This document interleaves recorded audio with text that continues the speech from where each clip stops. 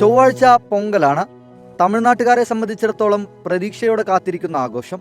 പൊങ്കലായാൽ ആദ്യമോടുക നല്ല കലം വാങ്ങാനാണ്. അവരെ കാത്ത് ദേ കലങ്ങളും ചമഞ്ഞിരിപ്പുണ്ട്. പല അളവിലുള്ള കലങ്ങൾ തയ്യാറാണ്.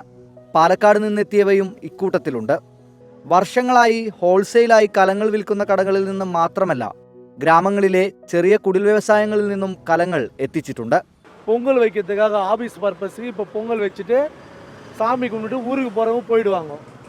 பொங்கல் பண்ணி அவங்க சொந்த ஊருக்கு இந்த 2 நாளில் இப்போ தான் வியாபாரம் அப்படியே சூடு பிடிச்சிட்டு இருக்குது. இந்த நாளைக்கு நாளை மறுநாள்லாம் வந்து നല്ല വ്യാപാരം ആകും. മുൻപ് വീടുകളിൽ തന്നെ ചായമുണ്ടാക്കി കലത്തിൽ വിവിധ രൂപങ്ങൾ വരയ്ക്കുന്നതായിരുന്നു രീതി. ഫാബ്രിക് പെയിന്റുകൾ വന്നതോടെ കലം അത്തരത്തിൽ കളറാവുകയാണ്. வீட்டில் அந்த நேச்சுரலாக கிடைக்கிற கலர்ஸ்லாம் உண்டு. அந்த கலர்ஸ் வச்சு இதை டெக்கரேட் பண்ணுவாங்க. இப்போ நம்ம வந்து பெயிண்டட்லாம் நிறைய வருது, அதனால் அதை வச்சு கலர் பண்ணுறோம். நம்ம க்ரீனுக்கெல்லாம் வந்து அந்த இலை இருக்கு இல்லைங்களா, அந்த இலையை இது பண்ணி பண்ணுவாங்க. அதேமாதிரி எல்லோக்கு மஞ்சள், ரெட்டுக்கு வந்து அதுமாரி சில கலர்ஸ் அதுமாரி வீட்டிலே ரெடி பண்ணுவாங்க. ரெடி பண்ணதை பண்ணுவாங்க. இப்போ நிறைய கலர்ஸ் வந்தனால நம்ம கலர்ஸ் டெக்கரேஷன் பண்ணுறோம். அப்பயும் கலர் பண்ணுறது இருந்துருது. കച്ചവടം പതിയെ ചൂടുപിടിച്ചു വരികയാണ്.